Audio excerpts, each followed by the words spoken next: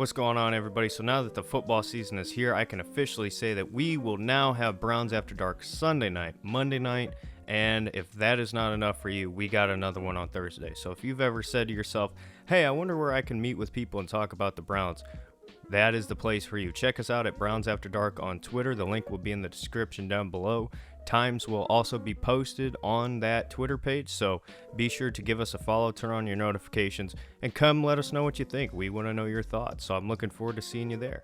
Also, just want to let you guys know that this channel is partnered with the Offside Sports Network, and if you go to the Offside's website, you'll find yourself some new DF Sports merch out today. Got a couple hoodies and t-shirts up there, so link will be in the description on that, but I would appreciate it if you guys would go check it out.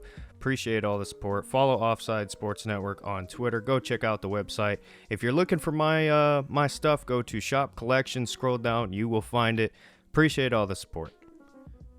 What's up, y'all? So if I learned anything from that first preseason game, it's that the Browns desperately need help at the wide receiver position, and there's a lot of people still holding on to hope that Anthony Schwartz can turn out to be something.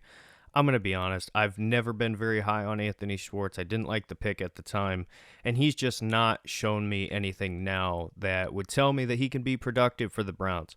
And a lot of people will point out the camp and practice highlights, and he's making catches on the sideline. That's great, but so far in games, whether it be last year or preseason, I've just not seen anything that would make me high on Anthony Schwartz. So today I want to talk about a couple names that I think the Browns should see about going out and getting at wide receiver, a couple free agents, and then I got a couple trade targets. So I want to know your guys' thoughts. This is going to be a short video. I'm just going to throw some names out there.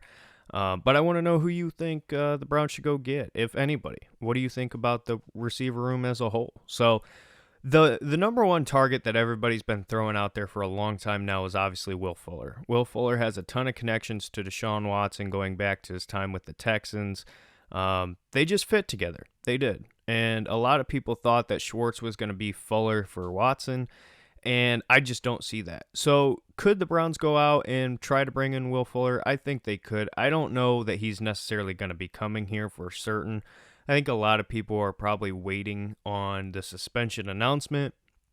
There's now rumors on a settlement, so we'll see what happens there. But Will Fuller is definitely an interesting name. Now, he's dealt with health issues and things like that, so we'll see what happens on that front. But another name that a lot of people are forgetting is still out there is Cole Beasley. Now, I know Cole Beasley's kind of a controversial player, whatever you want to call him. But the guy's been pretty productive. I mean, he's been nothing but reliable, especially going back to his days playing for the Cowboys. He was just a reliable slot receiver. I think he would fit great with the Browns offense. I think he could be somebody that could come in, solidify that spot, and that way it would free up guys like David Bell to where he wouldn't just have to play in the slot. He could play a little bit of Z, move him around a little bit. I would like that a lot. I don't know what Cole Beasley would cost, but he's somebody that I would definitely shoot a call out to and see what he is thinking there. Now, a couple trade targets, and it's funny because they're on the same team. If I was Andrew Berry, I would call up the New York Giants and I would see what they want for a Sterling Shepard or a Darius Slayton. Now, I know a lot of people are going to say Kadarius Toney, but I just don't see that happening. I know there was a lot of rumors about him being traded, but the guy's still a former first-round pick. I just don't see him being moved. That's just me, especially given the state of wide receivers in the NFL today. I think the Giants are going to hold on to him, but I would call them up and see what they would think about a Darius Slayton or a Sterling Shepard. That's just me. Those have been two names that have kind of stuck out in my head as guys who can come in and be a number 3, number 4 wide receiver, and just be another solid guy in the room. I think that's what we need. Amari Cooper is a very good receiver.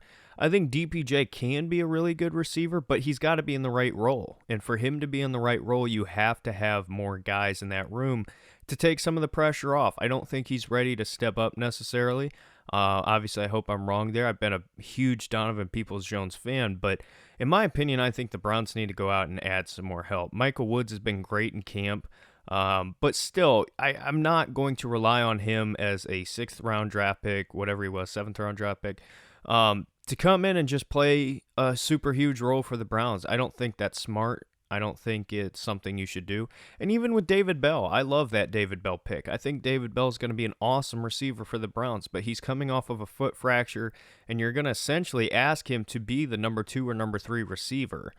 And I think the Browns need to get help in that wide receiver room. That's just me. Now, there have been a couple guys who have stood out as far as the backups in the receiver room, but if I'm Andrew Berry, I'm calling up the Giants. I'm shooting some phone calls out to Cole Beasley, Will Fuller. I'm shopping around, but I want to know your thoughts. Who do you think the Browns should go out and get? Is there anybody in particular you think the Browns could get? Scotty Miller is also a name to pay attention to too with the Bucs.